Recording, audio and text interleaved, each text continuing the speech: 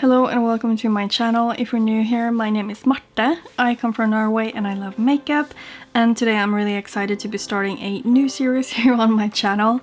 And I'm actually going to do something I've never done before because I just got a lot of tarot decks and I feel like they are so inspiring because they have beautiful art on them. And I was thinking of a way to make a color story based on the cards, and I was really inspired by Jessica from Instagram.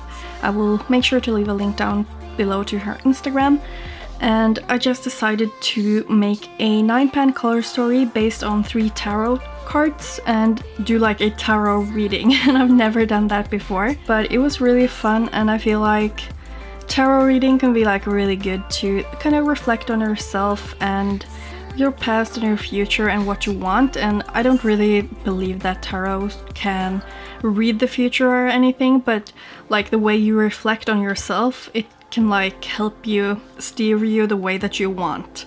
So I feel like it might be a good idea to continue with for every month, so I will try to do one of these every month. And so this one I did, I think it was the 27th of January. Now it is the 30th, and I will be posting this tomorrow, which is Sunday the 31st. So this will be like my February tarot reading. So yeah, let's just get into it. As for the cards I drew these 3 ones, and I used the Chrysalis deck, which I feel like has beautiful art in it. As you can see, it has beautiful purple colors and like I love it. So the first card that I drew was the 4 of Scrolls. So this card means the need for silence, stillness and recuperation because of chaos and turbulence, and it's about finding comfort, to ponder, reflect and meditate, and to find strength through recovery. So that is like the card for the past. And then I got this one but reversed, which is the 10 of Scrolls. And it has this beautiful tiger on it. And the reversed meaning of this one is the recognition of rock bottom and that things can only get better, like 2020. And it means like the opportunity for improvement, for healing and putting things back together. And that is about the present, so that fits really nicely. And then I got this like beautiful card. This one and the moon card is the most beautiful ones in the deck in my opinion. And this one means beauty in sadness, optimism, harmony and happiness, truth, self-expression and openness, and success and freedom. So that is like for the future, so that is like obviously what we all want to strive for, to be happy. And I just love this card, like look at the gorgeous details in it. And so with that in mind, this is the color story that I created to fit each card.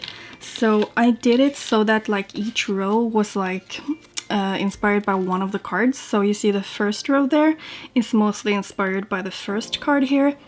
And you can see like the wings on this person is like green to red, and that is like exactly this shade right here. And then we have of course the purple, which I feel like is going through the whole card and honestly all of the cards. And then for the middle row I wanted something a little bit deeper because, you know, the meaning of the card was like rock bottom, so I feel like that needs some slightly deeper colors. So I chose only these deep mattes and this kind of like rusty orange. But for the last card, which is obviously like a happy card, I wanted some happy colors. So obviously we have some yellows here. We have a yellow matte, and then we have this absolutely stunning pigment from Tanuka, which goes from like a golden yellow to a green and almost a blue in the outer corner there. And this one is one of their newer ones. And I just love it. Just look at that green shift and that warm, corally, bright base. I feel like that fits this card so good. So I'm really, really excited about this. And I obviously did some swatches already, so I'm going to let them run through the screen right now so you can get to see how beautiful these shadows are swatched out. Obviously, you see the gorgeous sparkles in the pigments.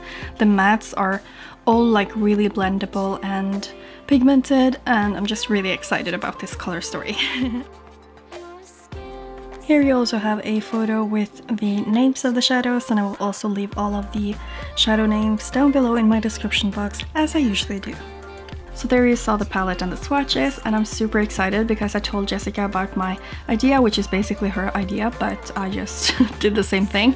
And she was willing to join me for a collab on Instagram for this, so I will definitely recommend you to go check out her post as well. We're both going to post this at the same time that my video goes up, so I will try to remember to put the links down in my description box to our posts, but I'm so happy that you wanted to join me for a collab on this because it's like the first time I'm doing it, and yeah, it was just really nice to be able to collab with her because she's done this so long, like she's done this maybe for years I think, so that was really exciting to me that she wanted to join me. But now I'm just going to do a tutorial on this look right here that I'm wearing, so if you want to see that then please keep on watching. For my look using this palette, I really want to go I want to focus on the first row because this is my first look, and then I can focus a little bit more on the other rows for my 2 other looks that I will post on Instagram during the month of February. Oh, just look at these shadows. And then I'm going to probably use this one all over my lid. I want to use these for the lower lash line, and I think I'll go in with the orange and the green teal shade in my crease, and then maybe a little bit of the yellow as well to blend out.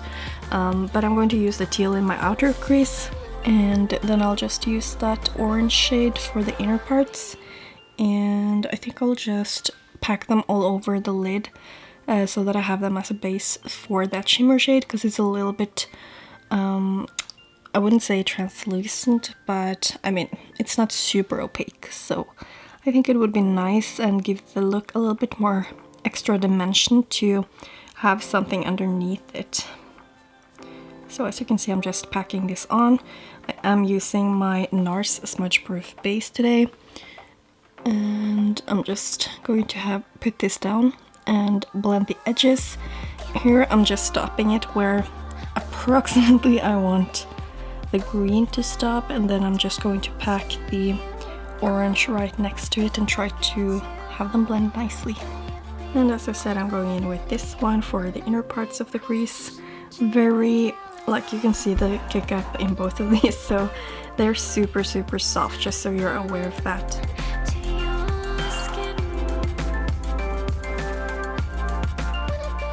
I'm actually not sure if I want to use the yellow because I think that will just brighten up this look a lot, and I'm kind of liking the colors as they are, so I think I will just go ahead and use a smaller brush, and I just tapped like super gently into the teal shade, and I'm just going to like intensify it just above where my eye crease is, so you can see that the deepest shade should be right here when you have your eyes open and looking straight forward, just so you don't like lose it in the look, because I'm going to use that shimmer of course on top of the lid.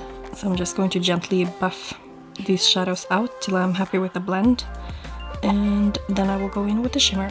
So I'm basically done with the blending, so I'm going to take the shade from Pastel Roses right here and apply all over my lid. So you definitely need glitter glue for this one to adhere, because this one was a loose pigment, and when I pressed it I did not use any binder or anything like that, so it is slightly loose. So I'm thinking something like this. As you can see, I did kind of like push it in, so I did remove a tiny bit of the matte, so I'm just going to go back in and re-intensify at least the teal in the outer corner there, but I'm just going to finish off that and my face makeup, and I'll be back for the lower lash line and the inner corner. So I just did my concealer, foundation and powder, but I am still missing my contour. I'm just going to use my Cool and Light contour powder by Kaleidos makeup, and I'm actually also going to use Kaleidos makeup Escape Pod for my inner corner highlight, because I don't have an inner corner shade. So I think this one will be really nice, because as you can see it's super sparkly and it just has a lot of colors to it, and I just really want to use that for my inner corner. So I did already put down some glitter glue, and as you can see, it's so sparkly and beautiful. I'm so lucky because Kaleidos makeup sends me PR, so I did get this palette in PR, and the shimmers are so good. And I will say that I have been working a lot to get this blend where I wanted to, and I feel like it's still a little bit patchy. I think it's just because this shade really needs a transition shade, but I didn't want to go in with the yellow because that would have transformed this whole look to be way more like grass green, and I didn't want that, so it's just gonna be how it is. And I'm just going to move on to my lower lash line. So for the lower lash line, I'm going to use the purple. So I'm just using this one closest to the lash line to like deepen up the lower lash line. And I will be using the shimmer right on top of this one, so it will really bring out the shimmer. And I'm going to blend out with the lighter lilac-y matte. So this is basically where I'm going to put the shimmer shade. So now I'm taking Star Crazy from Terra, and I'm just going to buff that out right here. I'm just dipping back into Royal to get a little bit more of a blend, but as I said, I will be covering this up, so I don't really care about making this blend perfect. So I'll add some glitter glue. And now that I have a glitter glue there, I'm just going to use Lavender by JDGlow. So I'm just going to finish off the rest of my makeup and I'll show you the close-up.